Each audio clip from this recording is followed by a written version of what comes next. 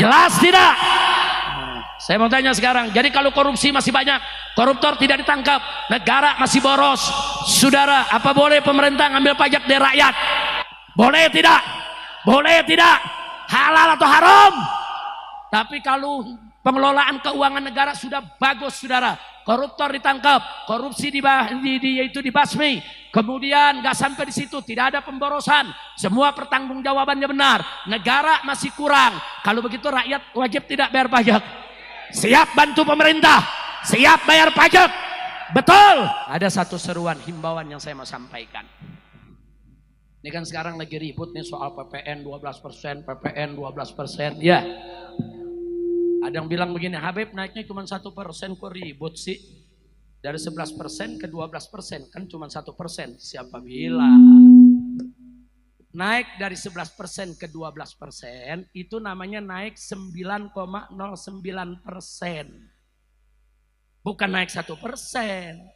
Semula 11%, sekarang 12%, berarti naik 1. 1 dari 11. 1 dari 11 itu, saudara, kalau dikasihkan persentase, itu 9% lebih. Jadi kenaikan pajaknya itu 9%. Jangankan rakyat kecil, orang kaya aja teriak. Nah, ini kita minta PPN 12% ini bukan hanya dibatalkan kembali 11%, tapi turunkan jadi 5 atau 6% saja, betul? Takbir. Kan kita lagi musyawarah nih, ini musyawarah rakyat nih, ini musyawarah bukan nih? Saya mau tanya, setuju gak? Setuju gak? Mana nih panitia rekam nih, masyarakat di sini setuju semua, rekam nih ribuan setuju. Besok rekamannya kita bawa ke DPR. Besok rekamannya kita kirim ke istana, betul? Berdasarkan hasil musyawarah puncak berzikir yang dihadiri oleh puluhan ribu umat Islam, yang terdiri dari habaib dan para kiai, para ajangan, para ulama, para santri, begitu juga kaum bapak, kaum ibu, para pemuda, para pemudi, sudah disepakati bahwa PPN harus diturunkan menjadi 5% saja. Itu pun hanya diberlakukan kepada orang kaya saja, yang miskin nggak wajib bayar pajak. Setuju? Setuju? Takbir. Keputusan diambil. Enak kan musyawarah? Musyawarah. Habib Hanif langsung ketuk botol. Kira-kira paham nggak? Bukan, jangan nanti kalau saya sampaikan Habib Rizik maunya sendiri, nggak ada rakyat bicara begitu, nggak ada kiai yang begitu. Gue unjukin filmnya, betonton, betul. Lu masih nggak percaya? Bledok sih. Dia belum tahu kalau orang Jawa Barat marah, betul? Hah? Nah, kira-kira jelas gak? Setuju? Jadi bukan 1% naiknya, bukan. Naiknya 9%. Bahkan kita bukan minta diturunin. Bukan, oh mahasiswa turun minta 12 dibatalin tetap 11. Enggak. Kita minta turunin sampai 5%. Dan itu pun hanya harus diberlakukan bagi orang kaya saja. Hanya untuk barang mewah saja. Bukan kebutuhan pokok masyarakat luas. Betul? Takbir. Sampai di sini jelas? Jelas. Makanya saya berani katakan di sini, hei orang miskin, hei orang melarat, tidak usah bayar pajak, karena pemerintah haram mengambil pajak dari orang-orang miskin dan melarat, saudara. Allah mewajibkan zakat hanya kepada orang kaya, saudara. Itu pun cuma 2,5%. Ini saudara baru mimpin negara, mau bikin pajak 12% untuk semua orang, yang kaya, yang miskin, semua kena. Nggak boleh. Makanya sebagai oleh-oleh terakhir saya mau tutup, sebelum kita baca qasidah, saya mau baca riwayat sejarah dulu. Boleh tidak? Boleh tidak? Dengarkan baik-baik, ini sejarah, saudara. Dulu ada seorang sultan di zaman Al-Imam An-Nawawi radhiyallahu ta'ala anhu. Ini Imam Nawawi ada desa Nawa di dekat kota Damaskus, saudara, di Syria. Namanya desa Nawa. Nah, kemudian rakyat satu negeri, saudara, sangat cinta dan sangat hormat kepada Imam Nawawi. Karena ilmunya luas, akhlaknya mulia, tawadu, bela rakyat. Singkat cerita, sang sultan ingin mengambil pajak dari rakyat. Diundanglah para ulama. Satu negeri. Begitu diundang itu ulama semua, kecuali Imam Nawawi yang gak diundang, saudara. Karena Imam Nawawi ini pakaiannya, saudara, banyak bekas jahitan sendiri. Beliau tuh kalau robek dijahit sendiri, robek dijahit sendiri. Selama masih bisa dipakai, dipakai. Sehingga kelihatannya kayak gampang camping tapi banyak jahitan, saudara. Dan miskin hidupnya. Dia nggak diundang ke istana. Karena memang Imam Nawawi bukan ulama istana. Alhamdulillah. Ulama diundang ke sultan. Ulama bilang apa? Aku mau ambil pajak dari rakyat. Minta persetujuan ulama. Dengan alasan, saudara, karena untuk membiayai daripada gaji-gaji pegawainya, gaji-gaji pejabat, dan untuk mempersenjatai tentara yang jaga di perbatasan, juga untuk pembangunan. Sementara kas negara lagi kosong. Jadi terpaksa ngambil pajak dari rakyat. Selama ini nggak ada pajak. Baru saat itu mau diambil pajak. Para ulama lihat sultannya baik, lihat sultan bicaranya juga santun, alasannya masuk di akal. Para ulama setuju, saudara, mengambil pajak dari rakyat. Dibuatlah petisi. Semua ulama memberikan tanda tangannya atau stempelnya dengan jari, saudara. Sudah selesai itu sultan nanya, ini aku mau umumkan ke rakyat, apa masih perlu ada yang diundang? Harus diundang untuk menandatangani petisi ini? Para ulama kompak, ada Tuan Sultan. Satu orang lagi yang harus kau undang. Siapa? Abu Zakaria An-Nawawi. Sultan bilang, apa perlu masih undang dia? Kenapa sih harus diundang? Dia orang di desa, di kampung, miskin. Apa kata para ulama, Tuan Sultan? Walaupun kami semua setuju, tapi kalau besok Imam Nawawi nggak setuju, rakyat ikut dia. Rakyat gak ikut kita. Umat tunggu fatwanya. Kata Sultan, kalau begitu jemput. Kirim pengawal, jemput dengan pasukan berkuda, saudara. Imam Nawawi di pinggiran kota, ibu kota, saudara. Dijemput, dibawa ke istana.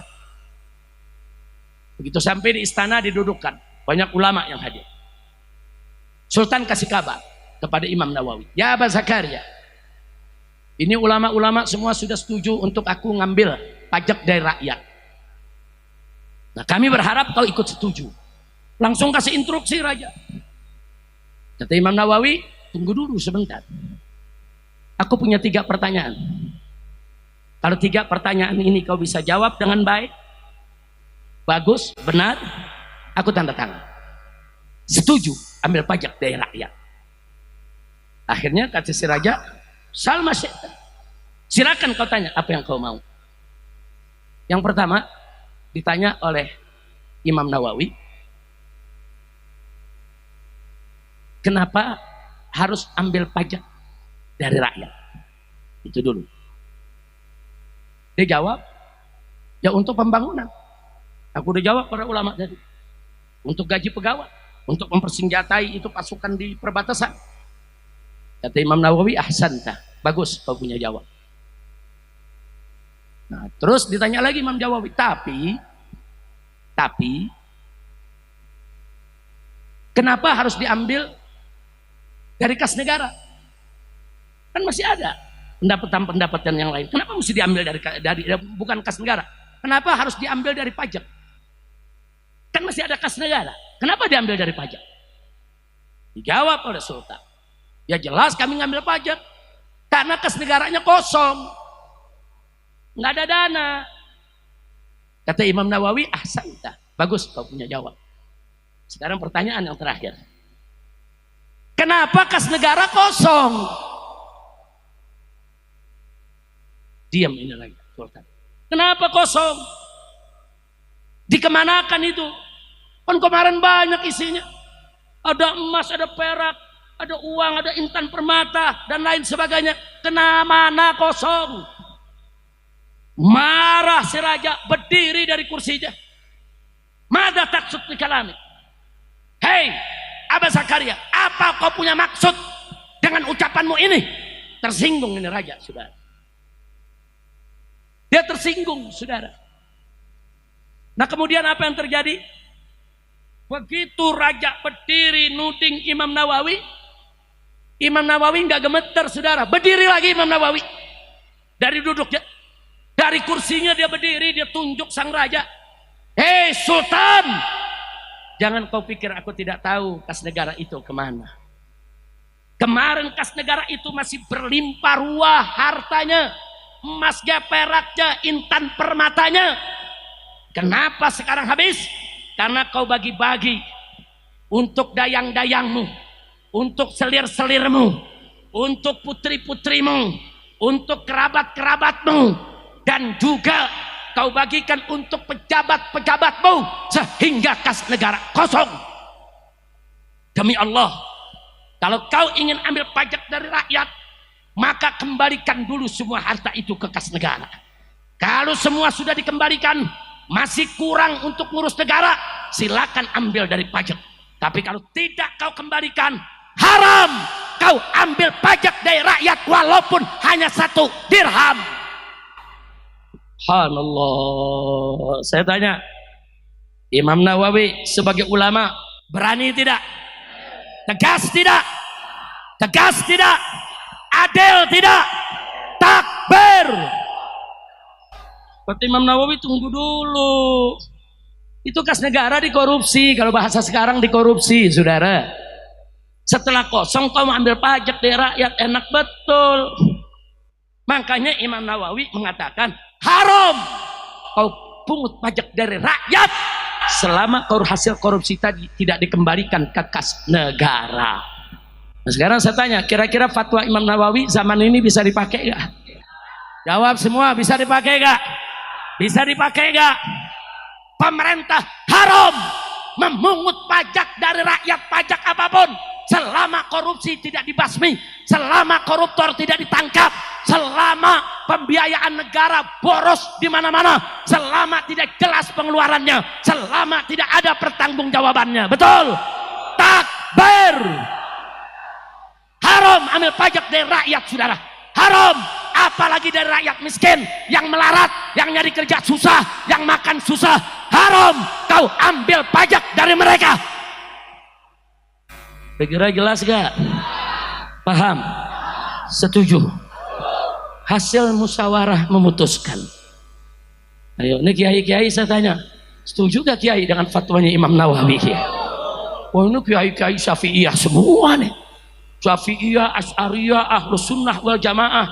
Siapa yang nggak kenal Imam Nawawi, saudara? Siapa yang nggak kenal Imam Nawawi, saudara? Nah, jadi saya nggak mengatakan rakyat haram bayar pajak, enggak. Saya katakan pemerintah haram pungut pajak dari rakyat kecil, haram pungut pajak dari rakyat yang miskin, haram pungut pajak selama apa? Selama korupsi tidak dibasmi, selama koruptor tidak ditangkap, selama rampok-rampok negara dilindungi. Betul? Betul? Setuju tidak? Setuju tidak? Takbir. Mau ini dijadikan keputusan musyawarah kita? Betul? Rekam lagi biar semua ngelihat, kita kirim nanti, saudara, lewat medsos di mana-mana, bahwa masyarakat di mana-mana tempat setuju, saudara, bahwa pemerintah haram pungut pajak dari rakyat selama korupsi tidak dibasmi, koruptor tidak ditangkapi. Betul? Betul? Selama ada pemborosan di mana-mana, selama laporan keuangan tidak jelas. Betul? Takbir. Betul-betul lagi Hani. Alhamdulillah. Udah segitu aja ya. Ini ceramah perdana saya nih, diri-diri lagi. Udah 3 bulan gak ceramah begini, saudara. Itu, tapi di sini kita lihat panitianya galak-galak. Nah, makanya saya bisa datang akhirnya. Udah gitu ada, waduh si bule datang. Duduk depan sini. Tar. Takbir. Oh, ini dia nih. Takbir. Nih rambut udah bayar pajak belum?